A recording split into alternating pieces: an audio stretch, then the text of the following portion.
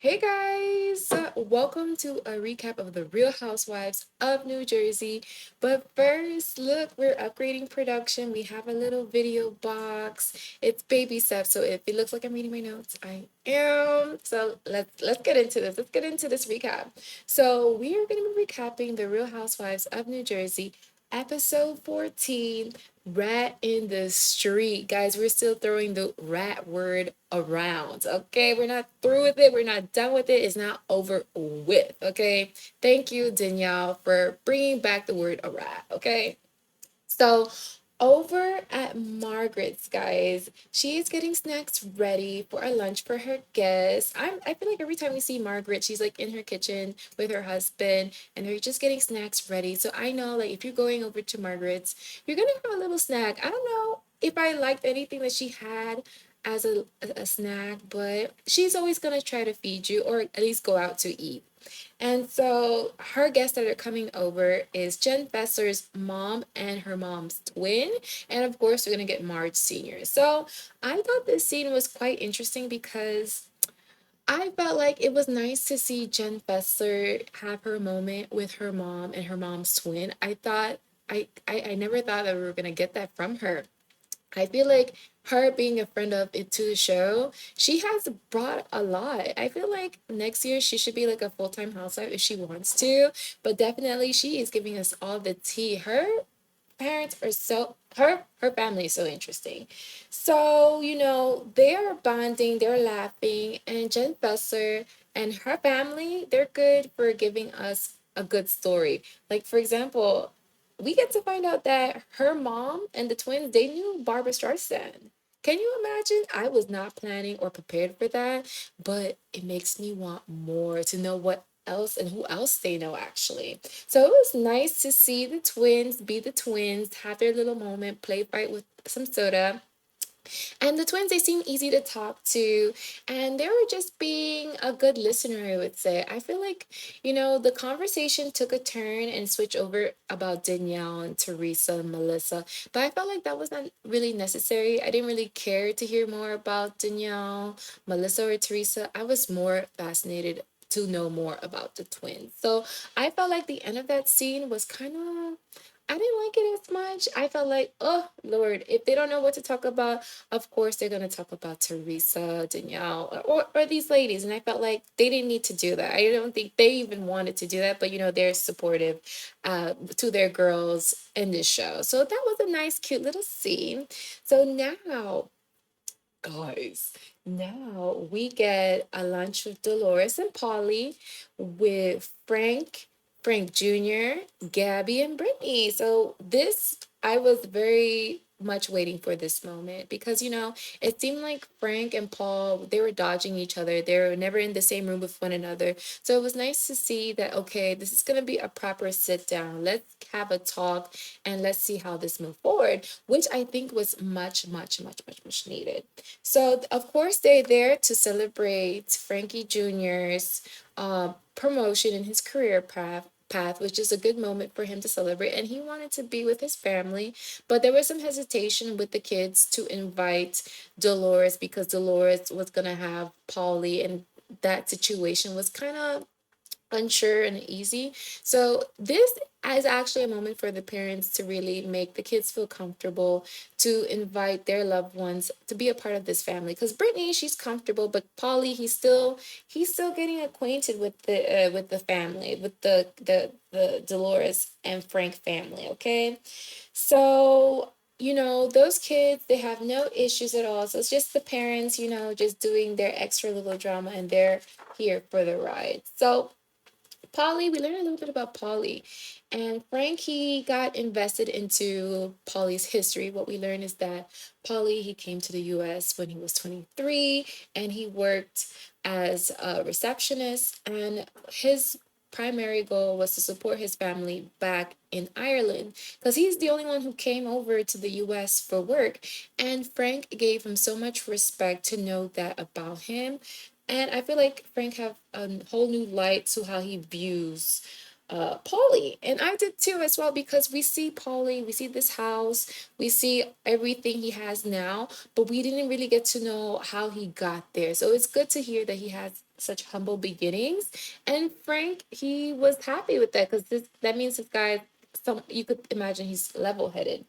And you can see instantly Frank, he's becoming a little bit of a fan. So he's liking Polly for so far, but let's not go ahead of ourselves. So we have a funny little moment, a comic relief, and that's from Brittany.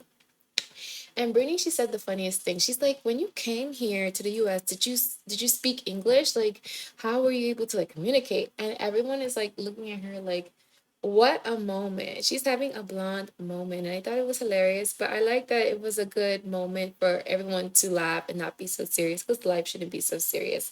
So it was a good scene, and what we get out of the scene is that it turns into an idea by Polly to suggest that, since not everyone was at the Ireland trip, that they should do like an Ireland Irish themed party. So he started throwing out, let's have like a prohibition party, like the roaring 20s, like let's have fun and let's all dress up and have fun.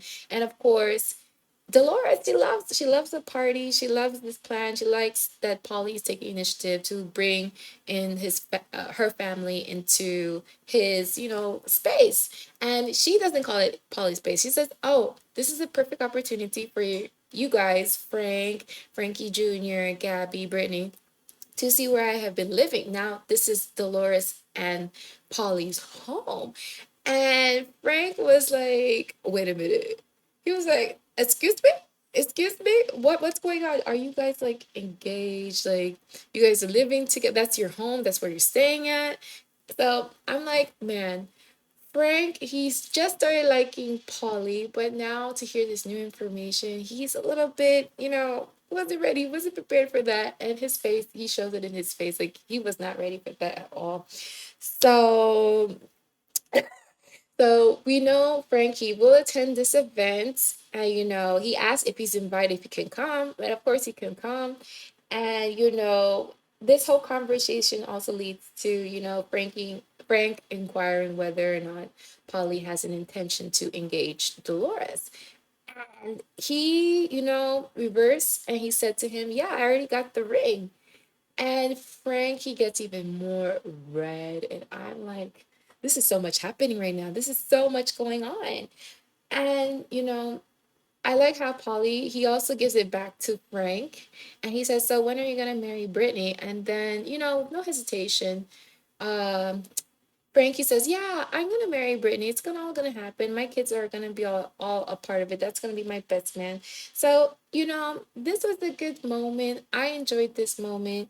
And Frank needed this sit down, okay? Let's keep it real. And he's now seeing that his family is not gone, it's actually becoming bigger. So Polly, we're gonna be seeing more of Polly, guys. So he is here to stay. I don't mind him. At first I was a little bit hesitant towards him, because I love Dolores. We all rooting for Dolores. We want Dolores to find love. So I'm so far happy with the situation. Now over to Teresa and Louis. So they're doing the final touches, preparing for the wedding, and they're going over like little details. So it's like the proper thing that you do to get a whole production of wedding to be ready. So Louis and Teresa were talking whether or not Louis's mom wanted to do like a son and mom dance. He wasn't too sure, but he knows his mother is not much of a bother, so he calls his mom, and the mom is like, "Oh no, whatever you guys want to do, that's what we'll do." And this kind of makes Teresa happy, because she sees how easygoing Louis' family is. Like, this is completely opposite from her family. Her family, it's always like a big deal for the littlest thing. And that is good for Teresa, a breath of fresh air for Teresa. But I wish she didn't use that and threw it at her family's face. Because, I mean, let's not make things more complicated. So now back to Teresa. Teresa, she talks about Melissa. She brings up how, oh, Melissa didn't RSVP for the rehearsal dinner. And when she contacted Melissa, Melissa's like, oh no, I can't make it, but I will. I did plan to make it to the wedding. And, I feel like Teresa has every right to be upset because, when you have a wedding, there's going to be a rehearsal dinner. Melissa's been married, she's seen many weddings before. This is not something new or far fetched, and honestly, you don't want to stress out the bride by making scheduling plans more difficult. And I can see that how it can be viewed either way, that, oh, is this a true intention? Like, she really cares if whether or not Melissa comes or not. I don't know, but the whole point is that they took the time to send you an RSVP. You could say either yes or no. I wasn't too sure if she responded, but she said pretty much she wasn't gonna make it. But I don't think she expressed to Teresa that she was not gonna make it and be the bad guy, and not Teresa be the bad guy. So of course, this becomes a whole deal. And Louis is absorbing all this energy. Like, he is getting super frustrated. He's actually annoyed with the Gorgas. And I'm like, this is too much. This is too much. This is too much. I need Louis to keep it down. Like, it's weird seeing like Teresa being the chill one and keeping Louis calm, whereas Louis is supposed to keep Teresa calm. Usually Teresa's the one who's hot and ready to go and, flip some tables. So it was weird seeing that, but I guess he's at the final straw with the Gorgas. And, we didn't get to see Gia this episode, but we do hear about Gia saying, talking to her dad, Joe Judice, about what has been going on. And then Joe Judice, he called Louis to let him know to not let the Gorgas interfere with your life, and I'm like, yikes, yikes. I said, wow, wow. I feel like, whew, that is too much. That is too much. But everyone, they kind of view that Jorah Gorga is the problem. And, that's a bit unfair because I feel like, everyone should take ownership on their role of what's going on with the family. But what do you guys think? Do you think it's Joe Gorga's fault? I don't know. I feel like no one wants to look like the bad guy. Everyone wants to keep their hands clean. So ooh, this is not gonna go down well. And Teresa, she says that she's tired of being hurt. And Louis said that he's not tolerating this anymore. So we are close to the end, and I feel like it's gonna be an explosion. We know that they don't attend the wedding, but to see everything happen before it actually happens, you start to put things together. And yeah, I think that family, I don't think they're gonna be as tight as they were before. So now over to Danielle's, and she's going over her inventory for bougie kids, and her mom is helping her. She's like, being emotional support, and the mom, she was just, talking about her kids, her daughter and her son, and she's kind of sad, and it breaks her heart that they're not talking, they're not, in each other's lives as they used to be. And Danielle, she wants her brother to show up and be a part of her life. And she says that the door is open, is whether or not he wants to walk through that door. So if he walks through that door, she says she's gonna receive him with open arms, as she should, because it seems like what they're going through is so childish that it could be fixed. But he has to want to, and if he doesn't want to at this time, they do have to respect his decision. So maybe we'll see them in the future, because I think there's more to this. I really am curious to what his side is, because it cannot be just about posts being like, oh, that's lame, or oh, you talked about you're trying to get feedback to my wife about how she should do her wedding or whatnot. It can't be just that. It's never just that. So there's definitely more to the story, and I want to hear more to the story. I like Danielle so far. She brings a little bit, interest to the show. So now we get over to Jennifer Aiden, and she's with her brother and his new wife. So they're back over from Turkey, and they're now gonna live here in the US. So Jennifer, she is being a good sister, and she is helping her brother get settled in their new apartment that she helped purchase and found a great deal on. Jennifer Aiden, she has connections. She never pays full price. That's the type of girl that you need in your corner. Never pay full price. Always get a deal. Always get a deal. And Jennifer, I was so proud of her in this moment because she was really being a good sister. That was so amazing. And the sister-in-law was so super grateful towards her because it's a two beds, two bath apartment with furnishings. It's just moving ready. And that's, I think, a great start for a marriage to have, no worry about where they're going to live or what the future holds because her brother, he's still getting things settled. He's getting ready to provide for his family. And we hear a little bit about Jennifer Aiden and her background, her story is that, she wasn't with Bill always financially high as they are now. You see, they live in the palace. You see, they live in the palace. But to get to the palace, it was a lot of hardship. So it was nice to see Jennifer Aiden in this light. And I was like proud of our girl a little bit, Jennifer Aiden, I feel like has been a great addition to the Housewives. I feel like she is doing what she's supposed to do. She's being transparent. She's opening up her life. She's sharing her story. And it doesn't always got to be about Teresa and Melissa. So I like this scene and I enjoyed this scene.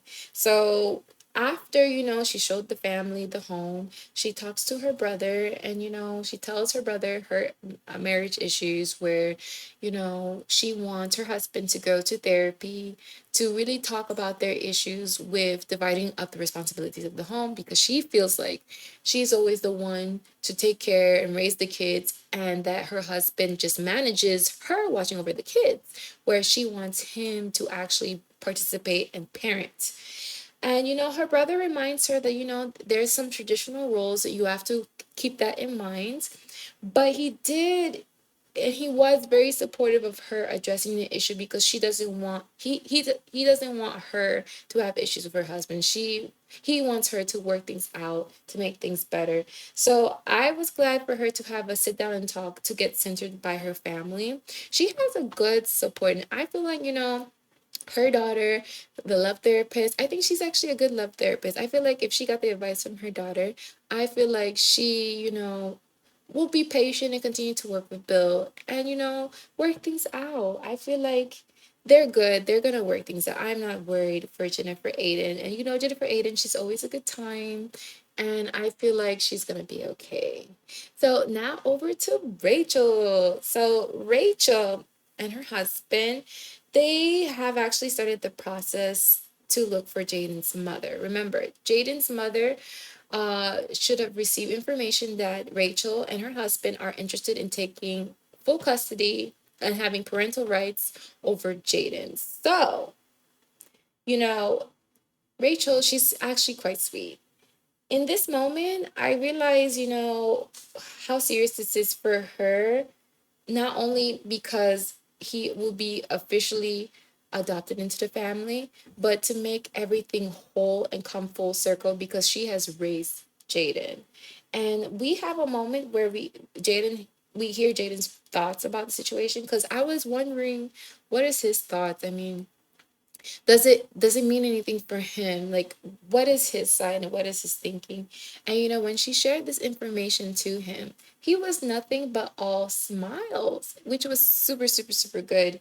She did bring up that they did have to contact his mother, and that kind of made him sad because he was wondering what his birth mother would do, like is she gonna put a stop to this. But he does not seem interested at all to his birth mother at all, which that's y'all, that is a lot. That is a lot. So I was like, wow, happy to hear it. I would say happy to hear that he's not feeling that he's losing his mom because I feel like it seems like he never had his mother. So he actually wants and has always wanted Rachel to be his adopted mother. And I was like, Rachel, that's when you did it. That's when you did it. I thought that was so sweet. And he says how he remembers the first time meeting Rachel.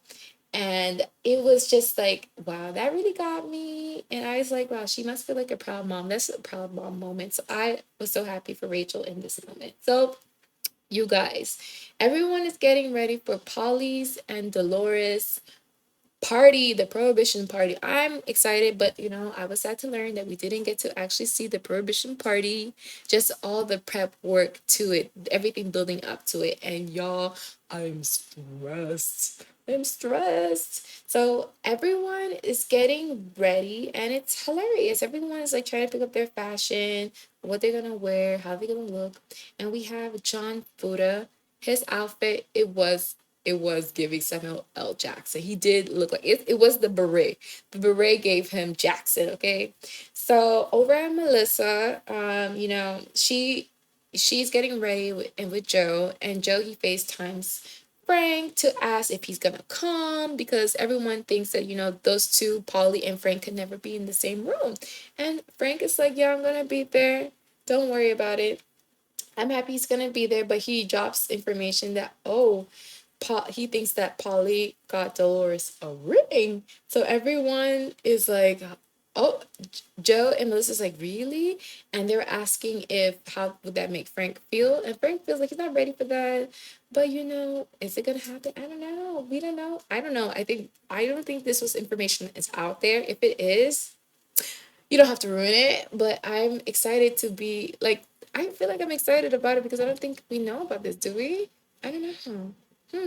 Interesting. So over at they're talking, and we're Danielle is getting ready for the party too as well, and she is not. I don't think she's excited for this party. I feel like Danielle, she's so stressed. I feel like she's so stressed because she feels like she's going to this party, but she knows this information about Melissa, and I completely forgot about the secret. I feel like that like left my mind. But yeah, she has a secret that she wants to tell Melissa. And I'm like, is she really gonna do this at Dolores home? Dolores and Polly's home? Like really? Like that's gonna be a cleanup. Like this is gonna be tragic and I'm like not ready at all. So we are at Teresa's, okay? And Teresa, she's getting ready for the party too as well. And she has her outfit and she's loving Louis' style, what he picks out. She's proud of that he has great style compared to her ex. And they have to they talk about like getting ready for this party, but they also bring up Joe Gorga. Louis Louis is upset, y'all. Louis is upset. He's calling, he doesn't like that Joey called Teresa miserable. And, Teresa, she says she's not dealing with that anymore. But Louis is heated. He is like livid. Like his face cannot get more red, more tomato.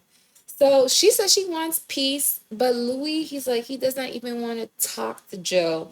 He's like, that's a rat on the street. He will not pay no mind to that man. And I'm like, is this because of the Pizzagate situation? Like, there's undertones of what's going on, but he's saying that it's because Joe called Teresa miserable. But I really, really, really want to know the root. Like, what's the root? If this is the root, okay, let it be the root. But, Louis, he thinks that Joey feels threatened. Joey feels threatened because he feels like Joey cannot stand that his sister has a new man in her life and that she's going to have a wedding. And Louis feels like he's turned kind of into a bridezilla. He's feeling like, oh, this is Joe's plot to ruin Teresa's wedding. This is to take away her moment, to take away her shine. And I'm just thinking, oh my God, oh my God. So this party is going to be way too much. There's a lot going to go down in this party. Like, next episode's gonna be really, really good. I would rate this episode quite high. I would give it a 9, honestly. I would give it a 9. It gets a 9. It gets a 9. So, this party's gonna be a lot. And Louis over Joe, and he doesn't want energy at this wedding either. He wants Joe out of the wedding. Out of the wedding. Okay? And Louis, he's trying to say to Teresa that, I'm trying to pull you from the snake pit and you have to receive this help. Pretty much she's not gonna have a choice. And Teresa, she's just sitting there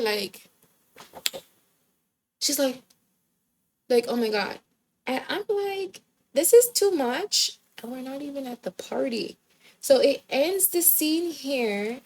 And I'm like, we gotta wait a whole week to know what the hell happened at this prohibition party. Oh my God. I don't think I would want these people in my home. Dolores. Dolores, but I'm excited because Dolores, she knows how to throw a party. So I'm excited to see next week episode. So guys, if you like this recap, do not forget to like, share, and subscribe. I appreciate every one of you, and I hope, this is baby steps to moving to something great. I hope you enjoyed this different kind of production of this show because I only had just a little photo, not even me videotaping myself. So this is a proud moment for me, and I'm happy how this came out, hopefully, after I uploaded. So I want to hear your guys' feedback. What do you guys think? And as always, share as much kindness as possible. I love you guys. Bye.